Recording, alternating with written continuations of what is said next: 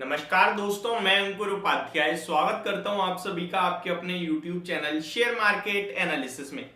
दोस्तों यहाँ पे मैं आप सभी के साथ बात करूंगा एक ऐसे स्टॉक के बारे में जो कि लास्ट 2 वीक में इतना बड़ा एक्शन कर चुका है, शायद ही आपने देखा होगा।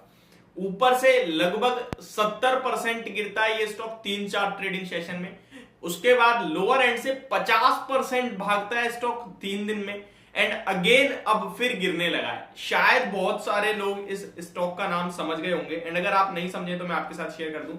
स्टॉक का नाम है EKI एनर्जी सर्विसेज लिमिटेड। इस स्टॉक का चार्ट देखेंगे ना आप तो आपको मतलब बहुत सरप्राइजिंग लगेगा। सबसे पहले इस स्टॉक का भाव 1100 रुपए का था एंड 1100 रुपए से स्टॉक करेक्ट होकर 568 तक आया, जो कि ऑलमोस्ट मोर देन 50% की करेक्शन होती है। ठीक है, लगभग 1100 से सीधे 568 पे। मैं आपके साथ 3 ट्रेडिंग सेशंस की बात कर रहा हूं, 3 से 4। अगर आप जनवरी मंथ से देखेंगे तो ऑलमोस्ट 55% की गिरावट है। यहां पे ये जो गिरावट हुई थी 1100 रुपए से कंटिन्यू 568 तक, ये सर्किट टू सर्किट हुई, यानी कि कोई बेच नहीं पाया अगर किसी के पास तो था तो। अब इसके पीछे का रीजन था इसके क्वार्टरली नंबर्स बहुत खराब आए, प्लस यहां पे ऑडिटर्स ने कंसर्न रेज करे, जिसकी वजह से ये स्टॉक कंटिन्यू गिरता हुआ दिखा। पहले मैं आपको बताता हूं इस स्टॉक का कामकाज क्या है। ये काम करती है कार्बन क्रेडिट के बायर एंड सप्लायर को मिलाने का, यानी कि एक तरीके से आप इन्हें कह सकते हैं ब्रोकर। इस फील्ड में काम करती है कंपनी, ठीक है। और इस फील्ड में स्कोप बहुत ज्यादा बड़ी है। कंपनी का मैनेजमेंट खुद कहता है 2030 से 2050 के बीच में बहुत बड़ा कहीं ना कहीं इसमें काम है, बहुत बड़ा जंप है एंड जो मतलब पोटेंशियल लगभग 5 to 10x है। इस तरीके की कमेंट्री खुद की कमेंट्री है, मैनेजमेंट की खुद की कमेंट्री है। अब फिर इस स्टॉक में गिरावट क्यों आई? जैसा कि मैंने आपके साथ किया, जो इसके नंबर्स थे वो काफी हेवीली गिरे, प्लस ऑडिटर्स ने कंसर्न रेज करे कि ये जो रेवेन्यू अपनी बैलेंस शीट में शो करते हैं, एक्चुअल में वो डायरेक्ट शो कर देते हैं, जैसे किसी से पैसा लिया शो कर दिया, जिसमें होना ऐसा चाहिए कि 3 महीने के बाद कहीं ना कहीं अपडेट देनी चाहिए। तो वो एक इशू आया इंटरनल, प्लस रिजल्ट्स खराब और स्टॉक के प्राइस में 20% के सर्किट लगे 2 दिन, 10% के सर्किट लगे फिर 2 दिन and after that next day 10% के लोअर सर्किट से स्टॉक भागता है 10% के अपर सर्किट पे।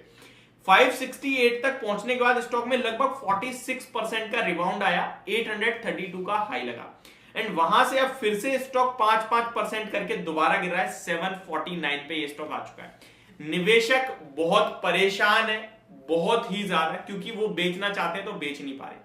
अब एक्चुअल में आपको करना क्या चाहिए? देखिए दोस्तों, मैंने आपके साथ पहले भी इस स्टॉक को लेकर बात करी है। जब इस स्टॉक पे फर्स्ट टाइम रिजल्ट्स आए थे, काफी खराब नंबर थे। नेक्स्ट डे से पहले ही मैंने जिस दिन नंबर आया उस दिन मैंने आपसे कह दिया कल इस स्टॉक में होगी बड़ी गिरावट। 8 से 10% की उम्मीद थी मुझे, 20% के सर्किट लगे, बट क्योंकि उस समय ऑडिटर कंसर्न्स की बात नहीं थी। अब इस शेयर में करें तो करें क्या? देखिए, इस स्टॉक की बात करूं तो लगभग 500 प्लस लेवल्स का इसका बुक वैल्यू है, ठीक है। तो स्टॉक वैल्यूएशन वाइज आपको कंफर्ट दे रहा है और ग्रोथ बहुत ज्यादा बड़ी है, लेकिन वो ग्रोथ है 5 साल से लेकर 25 साल के बीच में, ठीक है।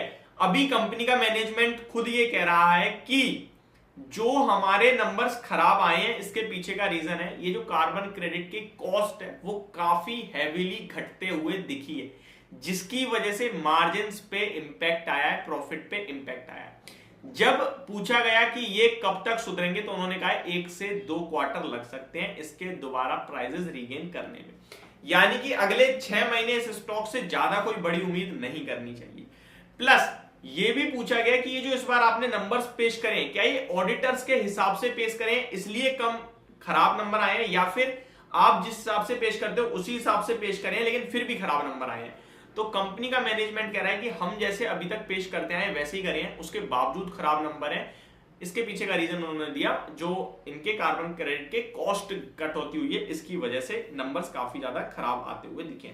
तो ये है पूरा मैटर इस स्टॉक की उठापटक की, जो भी डिटेल्स थी मैंने आपके साथ शेयर करी। अब आते हैं सबसे बड़े इंपॉर्टेंट पॉइंट पे कि भाई मेरे पास शेयर है, मैं क्या करूं?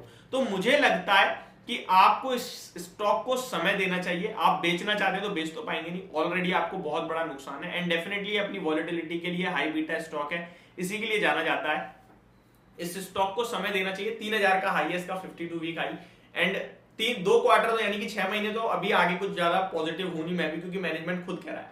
लेकिन 2 से 3 साल में मल्टी बैगर स्टॉक हो सकता है, दोबारा 3000 हो सकता है। अगर 500 वाला 3000 5 साल में भी हो जाता है तो 6 टाइम 5 ईयर्स में, यानी कि हर साल 100% के रिटर्न हो गए आपके। तो ये बेस्ट केस सिनेरियो हो सकता है। तो मुझे लगता है आप 2030 तक या फिर 2028 तक का समय देना चाहिए इस स्टॉक को और होल्ड करना चाहिए। जिसके पास है लिमिटेड ही रखें, पोर्टफोलियो मैनेजमेंट मस्ट है। तो ये मेरी वीडियो, होप आपको समझ पसंद दोनों आई होगी। Thank you so much for watching this video, have a great day guys.